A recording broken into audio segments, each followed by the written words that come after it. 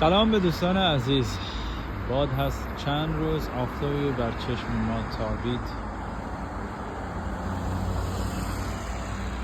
اینجایی که فعلا من استاده هستم نامش هست کوه اندزن. کوه اندزن.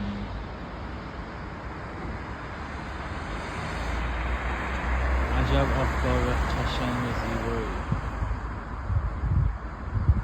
ولی هنوز احساس سرما رو دارم.